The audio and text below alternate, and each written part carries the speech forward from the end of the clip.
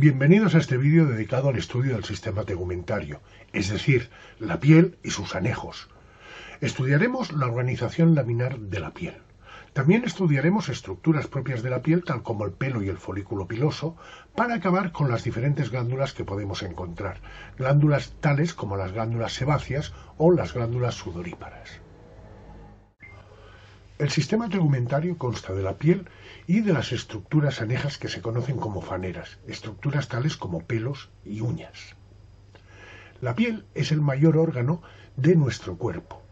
En humanos tiene una superficie de alrededor 2 metros cuadrados y cumple diferentes funciones. La primera y principal de estas funciones es la protección. La piel actúa como primera barrera de defensa contra las agresiones del medio ambiente, agresiones tanto físicas como químicas e incluso biológicas. Otra importante función de la piel es la captación de información de ese mismo medio ambiente. Para ello, la piel dispone de sensores para diferentes estímulos, por ejemplo, la presión, temperatura, etc. En este vídeo veremos la estructura de 2 de ellos, que están relacionados con el tacto. Los grandes panículos adiposos de la piel pueden actuar como una importante reserva metabólica. Esta sería otra función de la piel. Y la última de ellas, aunque no menos importante, también se refiere a estos mismos panículos adiposos, que representan una gran barrera aislante, por lo que la piel juega un papel importante en la termorregulación del organismo. Podemos distinguir 2 tipos de piel, tanto por su estructura como por su localización. Así, por un lado, hablamos de piel gruesa, que es la que se encuentra en la palma de las manos y la planta de los pies, y por el otro lado tenemos la piel fina, que es la que cubre el resto del organismo. Aparte del obvio hecho del grosor, hay otros elementos diferenciales entre ambos tipos de piel. Así, en la piel fina podemos encontrar folículos pilosos y consecuentemente pelos, mientras que estas estructuras no se encuentran en la piel gruesa. En toda su extensión, la piel se organiza en capas, tal y como se puede ver en esta imagen obtenida a partir de un corte semifino teñido con la técnica de la amatoxilina eosina. La capa más externa se conoce como epidermis y está formada por un epitelio plano, estratificado, queratinizado. Por debajo de la epidermis se encuentra la dermis, que está formada por tejido conjuntivo. Si nos fijamos con atención, veremos que la dermis, a su vez, se estructura en 2 zonas. Una zona adyacente a la epidermis, que se caracteriza por tener un mayor número de células, es decir, se trata de un tejido conjuntivo laxo, y se denomina dermis papilar. Por debajo de esta se diferencia otra zona que se caracteriza por un menor número de células y más fibras, es decir, un tejido conjuntivo denso, que se conoce como dermis reticular, ya que esas fibras forman una red que proporciona consistencia y resistencia a la piel. Debajo de la dermis se localiza la última capa de la piel, que recibe el nombre de hipodermis. Estas son las 3 capas que forman la piel en los mamíferos. En la hipodermis podemos localizar estructuras propias de la piel, tales como glándulas, de las que hay de varios tipos, y en la imagen podemos ver glándulas sudoríparas, que suelen tener sus cuerpos en la hipodermis o en la frontera entre esta y la dermis reticular, y sus conductos excretores que atraviesan la dermis y la epidermis para drenar en el exterior. También podemos ver panículos de células adiposas. Estos panículos, de hecho, son el elemento distintivo de la hipodermis. Solo se encuentran en esta capa. Los panículos de grasas tienen como misión servir de aislante, que es una de las funciones de la piel, así como servir de reserva energética. En la imagen hemos destacado un corpúsculo sensorial, que son sensores de diferentes tipos que se localizan en la piel. Algunos de ellos, como los de Walter Pacini de la imagen, se localizan en la hipodermis, mientras que otros, como los de Meissner, se localizan en la dermis.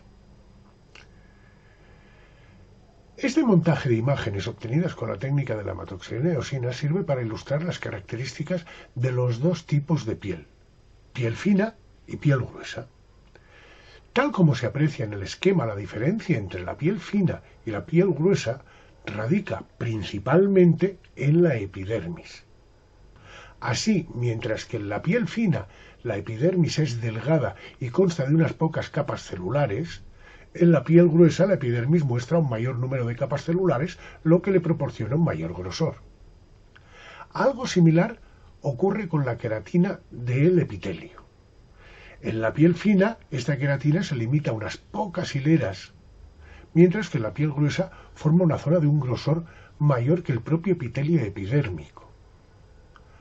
Otra diferencia apreciable es la frontera entre la epidermis y la dermis, que en el caso de la piel fina es bastante liso, rectilíneo, mientras que la piel gruesa forma crestas y valles. Esta otra imagen, obtenida de una muestra de 7 micras de grosor teñida con hematoxilina eosina, cuando en una vez localizada la epidermis podemos comprobar que ésta se organiza a su vez en capas o estratos.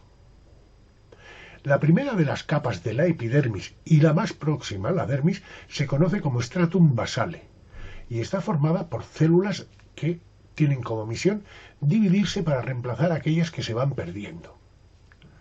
Son células de aspecto ligeramente cilíndrico que se disponen una al lado de la otra, formando una estructura similar a una empalizada.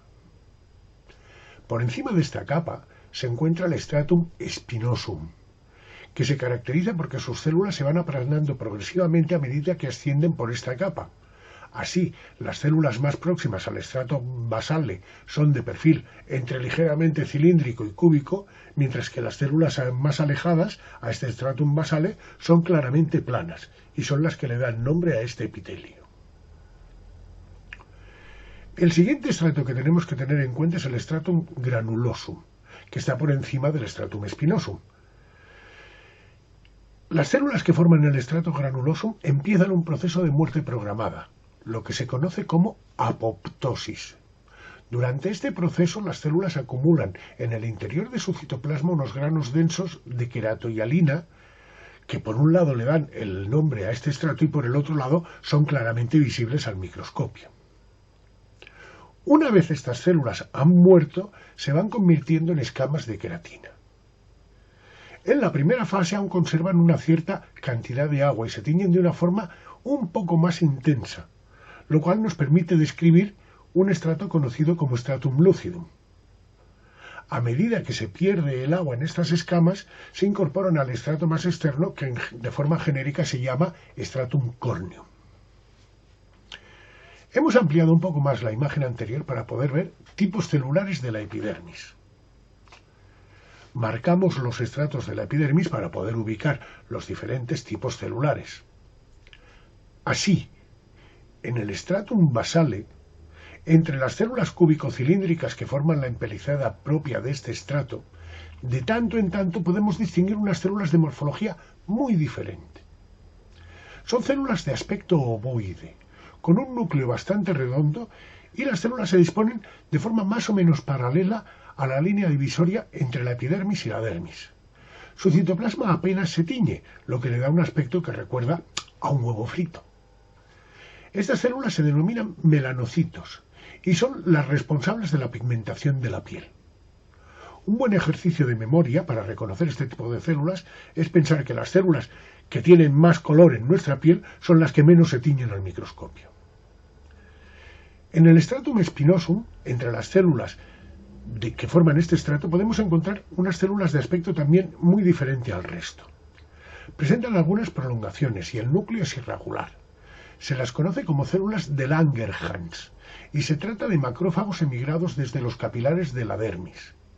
Estas células forman parte del sistema defensivo y deben ser consideradas como células presentadoras de antígeno. En la piel gruesa, como muestra este corte semifino teñido con hematoxilina eosina, podemos ver que el límite entre la epidermis y la dermis no es rectilíneo.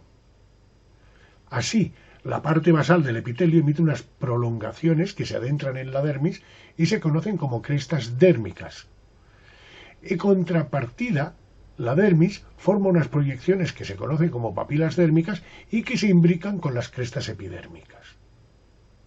Conjuntamente, ambos elementos tienen como misión incrementar la resistencia a la fricción de este tipo de piel, que recordemos que se encuentra en las palmas de las manos y en las plantas de los pies, que son zonas que están sometidas a una alta fricción con el medio. Esta imagen se ha obtenido de un corte de piel fina que se ha teñido con hematoxilina eosina. La piel fina se caracteriza, entre otras circunstancias, por la presencia de pelo. Se aprecian claramente diferentes folículos pilosos organizados de forma paralela. Como se aprecia en la imagen, estos folículos pinosos nacen en la parte más profunda de la hipodermis y obviamente llegan hasta la superficie. Además de los folículos pilosos, en la imagen podemos apreciar glándulas tanto sebáceas, pintadas de color amarillo, como glándulas sudoríparas, pintadas de color verde. También podemos ver asociados a los folículos pilosos unos pequeños músculos denominados músculos erectores del pelo, y que, como su nombre indica, tienen como misión erizar el pelo. El pelo erizado tiene diferentes funciones. Una de ellas es mantener una capa de aire a una temperatura similar a la de la piel. Es por lo que el pelo se nos eriza cuando sentimos frío, para mantener el calor. Pero en otras especies de mamíferos el erizado del pelo tiene otra función biológica además. Al erizar todo el pelo, el animal parece de mayor tamaño de lo que en realidad es, lo cual puede llegar a intimidar a sus depredadores, resultando esto una efectiva estrategia de defensa. En esta otra imagen, a mayor aumento, se muestra la estructura de la pared del folículo piloso, así como del pelo que el folículo piloso incluye. Se aprecia que el pelo se estructura en capas concéntricas, que desde el centro hacia el exterior son la médula, la corteza y, envolviendo el conjunto, la cutícula. Por su parte, la pared del folículo piloso también se organiza en capas, que desde el interior hacia afuera son la vaina radicular interna, la vaina radicular externa, la membrana vítrea y la vaina dérmica. Esta imagen corresponde a un corte sagital de la piel teñido igualmente con la técnica de la hematoxilina eosina. Como en los casos anteriores, se distinguen los folículos pilosos con sus correspondientes pelos, pero en esta imagen cortados transversalmente. También se pueden ver porciones de glándulas sudoríparas. En esta ampliación se aprecia uno de estos folículos pilosos cortado transversalmente, y en él se distinguen las mismas capas que ya vimos en el corte longitudinal del folículo. Esta otra imagen, en cambio, nos muestra la parte basal de un folículo piloso igualmente teñido con hematoxilina eosina. Se distingue claramente que la base del folículo se engrosa un poco y el pelo presenta una imaginación que es ocupada por una papila dérmica. Las células que delimitan la imaginación reciben el nombre de matriz y presentan una gran actividad mitótica, ya que son las responsables del crecimiento del pelo. Esta imagen, obtenida de un corte de piel gruesa teñido con hematoxilina eosina, muestra las tres capas de la piel. Si nos fijamos en el límite entre la dermis y la hipodermis, podemos distinguir glándulas, concretamente glándulas sudoríparas. Estas glándulas son de tipo tubular simple enrollado. Los ovillos que forman la parte final de estas glándulas se localizan, en esta imagen, en el límite entre la dermis y la hipodermis, mientras que sus conductos excretores atraviesan la propia dermis e incluso la epidermis para drenar en el exterior. Estas glándulas presentan una secreción de tipo ecrino, y si aumentamos un poco más, veremos que su pared está formada por un epitelio de tipo simple, de perfil entre cúbico y cilíndrico, lo cual deja una pequeña luz. Esta otra imagen de un corte de piel fina teñido también con hematoxilina eosina muestra un par de folículos pilosos. Asociados a estos folículos pilosos podemos ver unos adenómeros glandulares que tienen un aspecto muy diferente al de los que acabamos de ver. Estas glándulas se conocen como glándulas sebáceas. Se encuentran siempre adyacentes a los folículos pilosos, ya que drenan en la luz de estos, tal y como se intuye en el folículo de la izquierda. En la parte baja de la imagen podemos distinguir un par de glándulas sudoríparas. Y en la imagen también podemos ver, asociados a los folículos pilosos, músculos erectores del pelo. En la ampliación se aprecia que los adenómeros secretores son de tipo acinar y están compuestos por grandes células cuyo citoplasma está repleto de numerosas gotas lipídicas, el sebo, que es la secreción de este tipo de glándulas. Esta otra imagen ilustra perfectamente la diferencia entre ambos tipos de glándulas y nos proporciona los criterios para diferenciarlas. El primer criterio que debemos tener en cuenta es la presencia de folículos pilosos, ya que las glándulas sebáceas drenan en ellos y solo encontraremos estas glándulas en la piel fina siempre asociadas a los folículos pilosos. En estas mismas zonas también podemos encontrar glándulas sudoríparas, aunque de este tipo de glándulas también las podemos encontrar en la piel gruesa. En la ampliación se aprecian las diferencias entre las células de ambos tipos glandulares. Así, mientras que en las glándulas sudoríparas vemos células de perfil cúbico-cilíndrico intensamente teñidas, que definen un tubo con una pequeña luz, en la glándula sebácea los adenómeros glandulares son de tipo acinar y sus células son poligonales y escasamente teñidas, ya que están llenas de sebo. Esta imagen se ha obtenido de un corte de piel gruesa teñido con hematoxilina eosina. Se muestra el límite entre la epidermis y la dermis, donde podemos apreciar las crestas epidérmicas e imbricadas entre ellas las papilas dérmicas. Si nos fijamos en las papilas dérmicas, en alguna de ellas podemos localizar unas peculiares estructuras, unos corpúsculos, que tienen un aspecto altamente ovalado formado por una cápsula de tejido conjuntivo en cuyo interior podemos localizar unas células planas dispuestas en forma espiral con su eje mayor perpendicular al eje mayor del corpúsculo. En el hueco interno que queda entre estas células es donde se encuentra la fibra nerviosa sensible, que en esta imagen no se puede ver. A esta estructura se la denomina corpúsculo de Meissner, y se trata de un sensor táctil, es decir, un sensor de presión que tiene como función transducir el tacto fino o preciso, aquel que nos permite, por ejemplo, distinguir la rugosidad de las superficies. Y es por eso que estos corpúsculos se encuentran tan cerca de la superficie de la piel, justo por debajo de la epidermis. Esta otra imagen es de un corte semifino, teñido también con la hematoxilina eosina, y muestra una zona más profunda de la piel, concretamente la hipodermis, tal y como se puede apreciar en la miniatura de la localización. Entre la matriz conjuntiva de esta hipodermis podemos distinguir otro tipo de corpúsculo.